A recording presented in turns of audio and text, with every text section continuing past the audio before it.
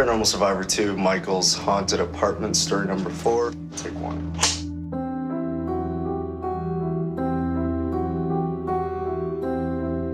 It was 2005, and a couple friends of mine, longtime friends, bought a building that had a fire, and they decided to renovate it. After his friends finished renovating, they offered to rent Michael one of the apartments.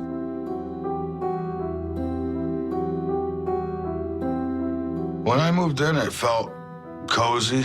It was a comfortable little place. I thought something I could live in for a while. My thought exactly. Look around.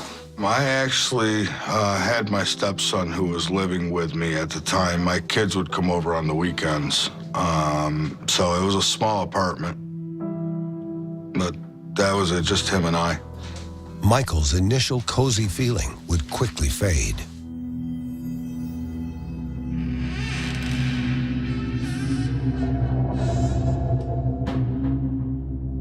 The strangeness in this apartment started about 3 days in.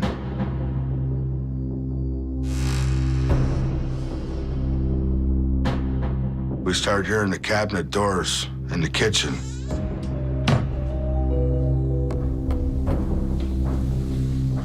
Like someone was opening them just enough so they'd tap, tap, tap.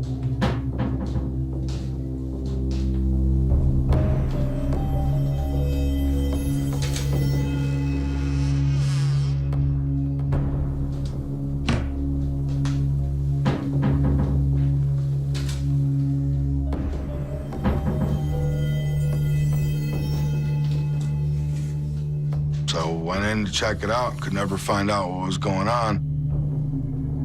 I had an exterminator come, and because I thought maybe there was mice or something, but there wasn't. So I had no explanation for it at that point.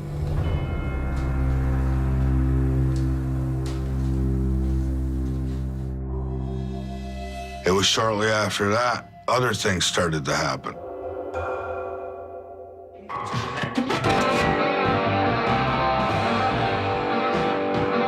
The stereo would blast on at 3:20 in the morning, every single morning, and it would be full blast. I thought maybe my son was goofing around with me and turning it on. Teacher. But then with everything else that was going on, I started to believe him that he wasn't. The electric would go on and off. It would flicker. And just weird things we'd hear banging on the wall. And there was no reason for it. I was the only apartment on that end, so nobody could bang on the walls. So we started to figure out that something strange was going on. There was 3 different times that I would try to look up the history of this building to find out what might have happened. And every time I would type in to start looking, my computer would drop off. Nothing else would die, all the rest of the power stood on, just the computer would go off. It was a brand new computer. I brought it into the service guy 3 different times. He finally yelled at me and told me don't come back, because there was nothing wrong with it. Something in the building did not want Michael to know its secrets.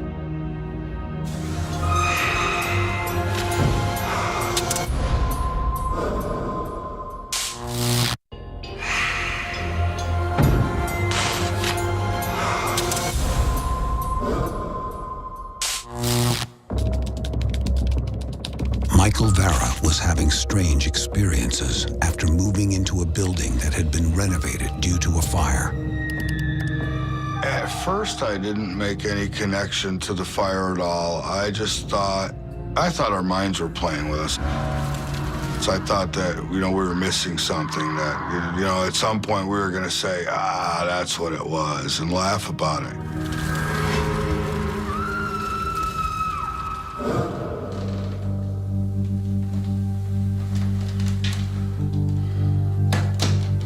I had rented a movie, and in this movie, in the end, there was extras, and it showed how to do EVPs. So we thought, well, let's try it. EVP, or electronic voice phenomena, are believed to pick up sounds from the spirit world.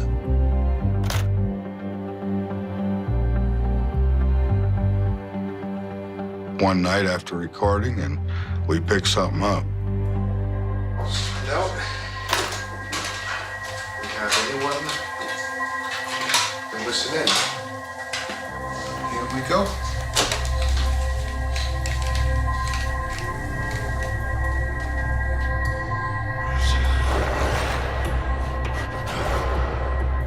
What we got first was like growling. We'd hear growling on it, like kind of like demonic type growls. And my son at one point said, "Go to the light, go to the light," you know.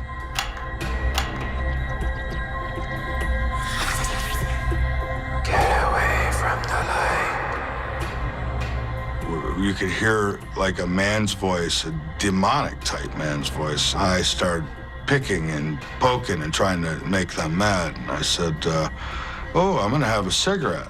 I had said, "Do you want a cigarette?" I said, "You can't have any, you're dead." And when we played the tape back, this little girl on the tape said, "So who cares?" And it was as clear as day. So who cares? And I'm thinking, a little girl on the other side that don't care? This is dangerous.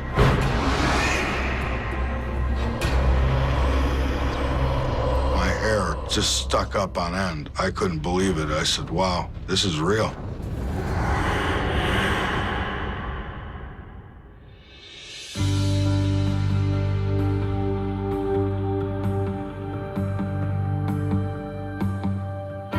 I invited a woman over to watch a movie, have some dinner with me one night, and I never told her anything because, you know, I wasn't sure exactly what was happening. And a picture of my kids, it came off and it flew across the room and then slammed against the radiator. And we kind of laughed it off and played it off, and I walked her out to her car, and walking her out, I started telling her what's been going on. And, you know, she acted like she was interested, but I think she thought I was crazy. And when I walked back into the apartment, a horseshoe came off the wall that I had screwed into the plastered wall. It came off the wall, and it just skinned my head. I mean, just thrown at me, like somebody was, you know, like somebody was angry and just threw it at me.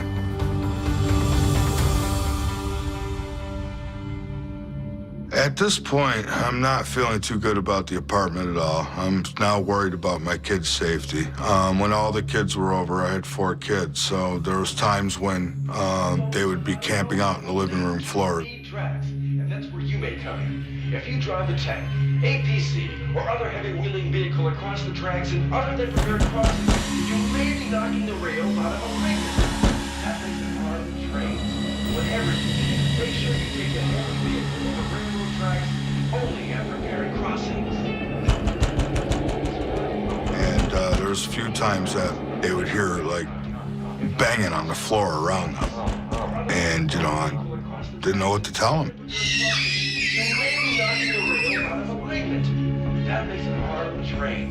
So we started all sleeping together, camping out on the living room floor together.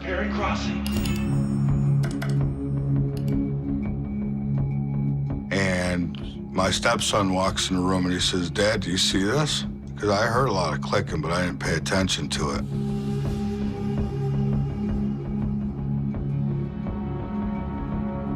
I looked up and the mouse on the computer was moving.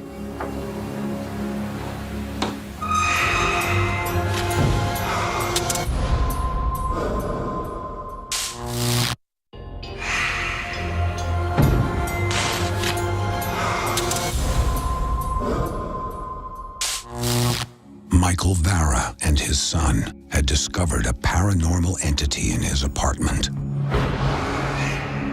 And it was gaining strength. I looked up and the mouse on the computer was moving and it was clicking stuff. And we just sat there with our jaws dropped. We couldn't believe what we were seeing. Was the home finally ready to give up its secrets? Spirits being made up of energy can manipulate electronics quite easily. A computer is no different. I've done 2 cases where it has happened. I also worked in another case where things were actually typed out on the computer. And sure enough, there was a picture of the newspaper. The building was, burnt up, and the fire trucks in front of it, and there was a little story on it. Talked about how the fire started and how the smoke poured through the building, and that there was 2 deaths in the building. There was a little girl and her father who lived in my apartment, and when the fire broke out, the little girl hid in my closet. But she hid in there. The father apparently died in the hallway. She died in the closet of the building. At that point, the computer went out again. I felt very uneasy when I read that. It seemed like they were getting more comfortable with us, and they were doing, more and more was happening as we went along. I don't care what you want. I want you gone. I started to provoke them. I would just say horrible things to them, like, you're dead, you don't belong here, your life's over, get out of my apartment. I'm gonna call somebody in here, we're gonna get you, and you're gonna go. I threatened to get a priest in there. I threatened to bless the place and all these things. And every time I did that, the lamp would get real bright. I mean, almost where you're waiting for the bulb to blow up. I mean, that's how bright it would get. Then it would go back down dim again. And so I could tell I was starting to touch some nerves somewhere. Michael's threats had no effect. This letter A that formed on the wall was in a ball of light, like a spotlight. And in the middle was a dark, shadowy A on there. It turns out the little girl that lived there, her name was Angela. People who die suddenly and tragically often don't necessarily realize that they've passed on. Therefore, they're going to go back to the place that's most familiar to them. I had goosebumps all over my body, and it scared the hell out of me. The last straw came almost 2 months in this apartment.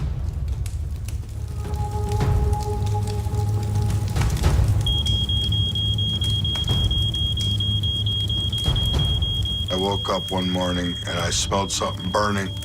That's what woke me up. And I noticed it was too bright. I looked and the blinds were gone off the window. I sat up and looked, and clear across the room, these blinds were laying on my electric heater melting. And I was the only one home that day. These blinds were screwed into the wall, the wood frame of the window, and you would have to take off caps. You would have to take off 4 screws, and then you would have to lift them off to take them off. And I didn't hear any of that happening while I was sleeping.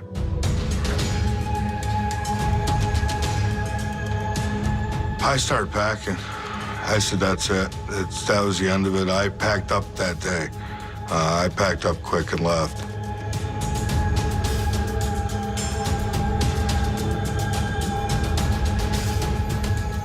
I have no doubt in my mind it was connected, and I think I ticked them off enough where they were willing to bring me with them, because that's obviously they were trying to burn the place down again. I mean, that's sort of, why else would you put plastic on a heater?